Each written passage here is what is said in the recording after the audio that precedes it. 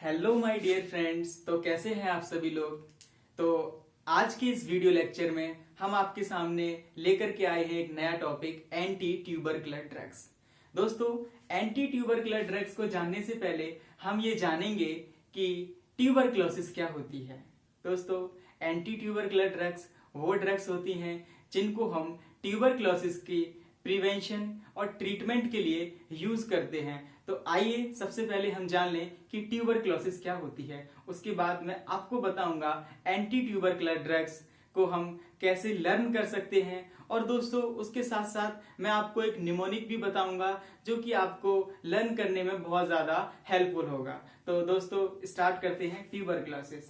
दोस्तों, जैसा कि आप सभी ने सुना होगा, ट्यूबरकुलोसिस एक बहुत ही खतरनाक डिजीज है और आजकल ज्यादातर लोगों में तुम्हें 10 में से 3-4 लोगों को तो तुम्हें ट्यूबरकुलोसिस देखने को मिल जाएगी। दूसरी बात दोस्तों, ट्यूबरकुलोसिस जो है वो इन्फेक्शियस डिजीज है, यानी पर्सन टू पर्सन एक पर्सन टू पर्सन स्प्रेड होती है, एक पर्सन से दूसरे पर्सन में स्प्रेड होती है। तो दोस्तों, ट्यूबरकुलोसिस जो है एक बैक्टीरिया से होने वाली डिजीज है। जैसा कि मैंने यहाँ पे लिख रखा है, ये जो हमारा क्लासिफिकेशन है ये केडी त्रिपाठी मेडिकल फार्माकोलॉजी से लिया गया है। ठीक है, इस क्लासिफिकेशन के बारे में मैं आपको अच्छे से बताऊंगा, इसको कैसे लर्न करना है। दूसरी बात, इसका एक निमोनिक भी मैंने बनाया है। दोस्तों, ट्यूबरकुलोसिस एक क्रॉनिक ग्रेनुलोमेटस डिजीज है, यानी कि जब किसी को ट्यूबरकुलोसिस हो जाती है तो वहां पे ग्रेन्यूल्स के रूप में वो एरिया अफेक्ट हो जाता है, हमारा वहां ग्रेन्यूल्स बन जाते हैं। ठीक है, एक तरीके से हम कह सकते हैं कि सिस्ट टाइप का बन जाता है, गांठ बन जाती है। ये जो है माइकोबैक्टीरियम ट्यूबरकुलोसिस से होता है। ट्यूबरकुलोसिस जिस बैक्टीरिया से होती है उसका नाम है माइकोबैक्टीरियम ट्यूबरकुलोसिस। और भी माइकोबैक्टीरियम की स्पीसीज हैं जिनसे ट्यूबरकुलोसिस होती है। दोस्तों, जो हमारी ट्यूबरकुलोसिस है मोस्टली हमारे लंग्स को अफेक्ट करती है। वैसे लंग्स के अलावा ये बॉडी के और भी पार्ट्स को अफेक्ट करती है, बट मेनली अगर हम बात करें तो ये लंग्स को अफेक्ट करती है। दोस्तों, कैसे हम पहचानेंगे कि ट्यूबरकुलोसिस है किसी को। कोई पेशेंट या कोई बंदा ट्यूबरकुलोसिस से अफेक्ट है या उसको ट्यूबरकुलोसिस हो सकती है। दोस्तों, उसको बहुत लंबे टाइम से खांसी हो, मोर देन उसको 3 वीक से अबव अगर खांसी है, कफ है। दूसरी बात, उसको कफ के साथ साथ उसकी चेस्ट में पेन है। दूसरा, उसके जो स्पुटम है, ठीक है, स्पुटम के अंदर अगर समटाइम्स अगर ब्लड भी आ रहा है तो इट मे बी ट्यूबरकुलोसिस। तो हमको इसका जांच कराना चाहिए, चेकअप कराना चाहिए। दोस्तों, इसमें अच्छी बात यह है कि जो ट्यूबरकुलोसिस है वो क्यूरेबल है और प्रिवेंटेबल है। ये हमारे लिए बहुत अच्छी बात है कि टीबी से हम आराम से बच सकते हैं अगर इसका अच्छे तरीके से पूरा कोर्स किया जाए तो। ठीक है दोस्तों, डेवलपिंग कंट्रीज के अंदर ट्यूबरकुलोसिस जो है बहुत तेजी से फैल रही है। According to WHO statistics 2014, 9.6 million new tuberculosis cases globally arised, to which 2.2 million cases were found only in India। India के अंदर हमारे सबसे ज्यादा केसेस देखने को मिले। दोस्तों, अकॉर्डिंग टू WHO ऐसा माना गया कि इंडिया के अंदर सबसे ज्यादा टीबी के केसेस, टीबी के पेशेंट देखने को मिले। According to KD Tripathi, India के अंदर एक दिन में 600, 2014 के अकॉर्डिंग, 2014 WHO के अकॉर्डिंग बता रहा हूं, केडीटी में दे रखा है कि 600 पीपल एवरी डे टीबी से डाई हो जाते हैं, मर जाते हैं। फिर बाद में इंडियन गवर्नमेंट ने 2012 में टीबी को नोटिफिएबल डिजीज बताया, यानी कि कोई भी डॉक्टर अगर टीबी का ट्रीटमेंट दे रहा है किसी भी पेशेंट को तो उसको गवर्नमेंट ऑफ इंडिया को नोटिफाई कराना पड़ेगा।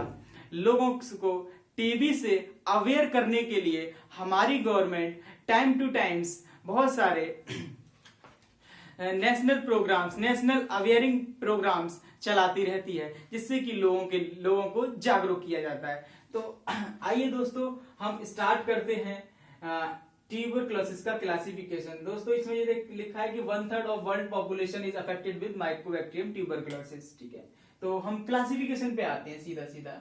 दोस्तों क्लिनिकली अगर हम किसी भी पेशेंट को ट्रीट करेंगे एंटी ट्यूबरकुलर ड्रग्स से तो उनको वैसे फर्स्ट लाइन और सेकंड लाइन ड्रग्स में क्लासिफाई किया गया है केडीटी के अंदर, ठीक है।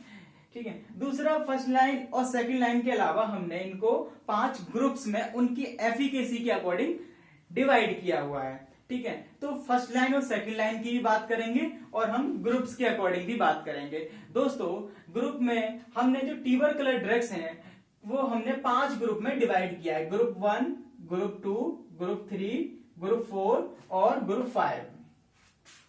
भाइयों जो हमारी ग्रुप 1 की जो ड्रग हैं उनको हम बोलते हैं first line oral drugs. Group 2 की जो ड्रग हैं उनको बोलेंगे इंजेक्टेबल ड्रग्स, यानी इंजेक्शन के द्वारा दी जाए, इंजेक्टेबल होती है in the form of injection, ठीक है।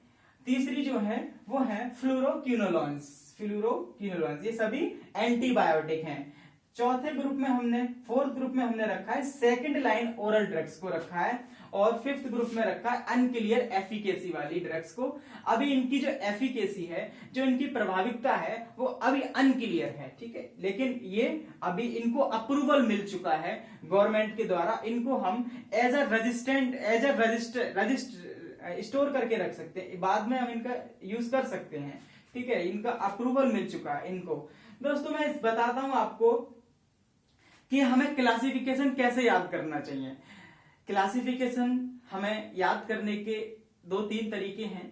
सबसे पहले कोई भी क्लासिफिकेशन है आप उसको कम से कम डेली पढ़ने की कोशिश करें। डेली जितना ज्यादा बार पढ़ोगे उतना अच्छा होगा, ठीक है, क्योंकि थोड़े से प्रॉब्लम करते हैं, एकदम से याद नहीं होते। कि आप सोचो कि 1 दिन में या 2 दिन में याद कर लें तो थोड़े से आपको ये नहीं इजीली याद नहीं होंगे। अगर आप इनको डेली अगर लिख करके कैसे भी या चार्ट बना करके या फिर कॉपी में लिख करके आप इनको डेली अगर रिवाइज करोगे 2-3 बार डेली तो आपको आपके दिमाग में आपको अच्छे तरीके से आपकी टिप्स पे आ जाएंगे ये, ठीक है, यानी आप चुटकियों में यूं ही इनको बता दोगे।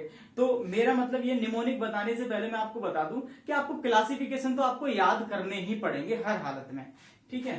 तो मैं बताता हूं, चलो इसका mnemonic first line oral drugs में आइसोनियाजिड, निमोनिक अभी बाद में बताऊंगा, पहले बताऊं।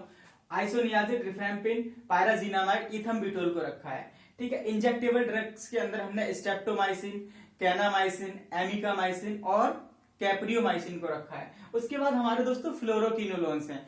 फ्लोरोक्विनोलोन्स के अंदर हमने, ठीक है, ऑफ्लॉक्सासिन, लीवोफ्लॉक्सासिन, मॉक्सीफ्लॉक्सासिन और सिप्रोफ्लॉक्सासिन को रखा है। ये सभी एंटीबायोटिक हैं, ठीक है।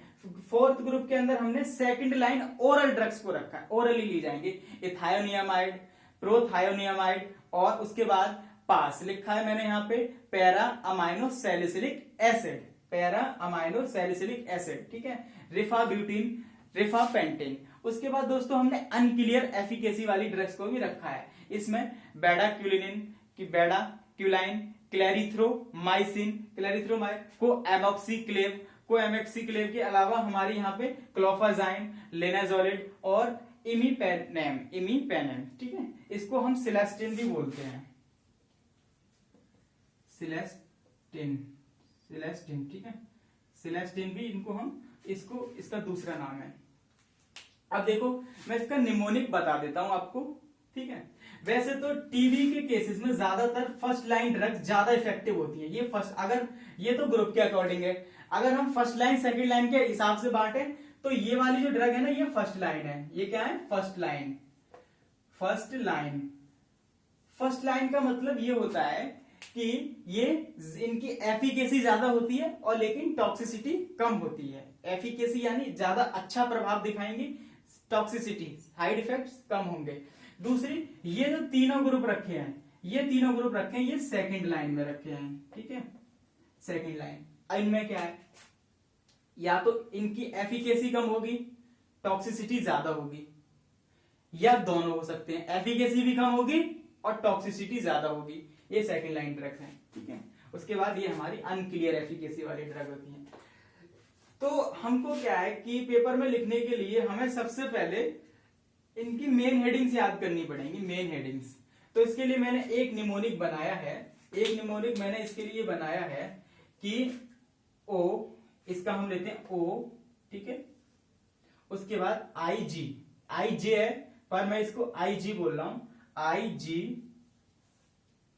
फ्लोरोक्विनोन्स को बोलेंगे फ्लोरोक्विनोलोन्स, यानी फिर से OIG, फिर से सेकंड लाइन ओरल ड्रग्स यानी फिर CO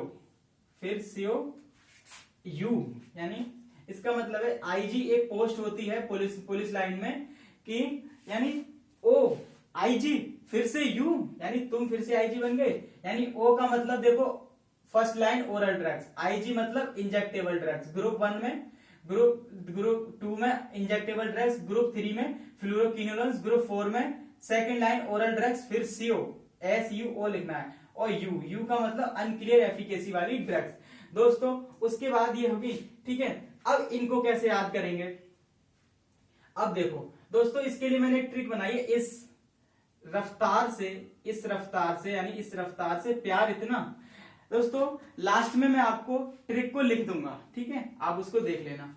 इस रफ्तार से प्यार इतना, यानी रफ्तार एक रैपर है, रैप करता है, उसके बाद इनको फिर ऐसे कैसे याद करेंगे, स्टेप टू कहना एमिका कैप्रियो, उसके बाद लीवोमोसी फिर से यू, यानी ओ लीवोमोसी सिप्रो, सॉरी यहाँ पे दोस्तों ओ लीवोमोसी सिप्रो, इसकी मैं तुमको लिख दूंगा। उसके बाद इथायो प्रोथायो, पास रहो किसके, रिफा के, यानी रिफाब्यूटिन और रिफापेंटिन।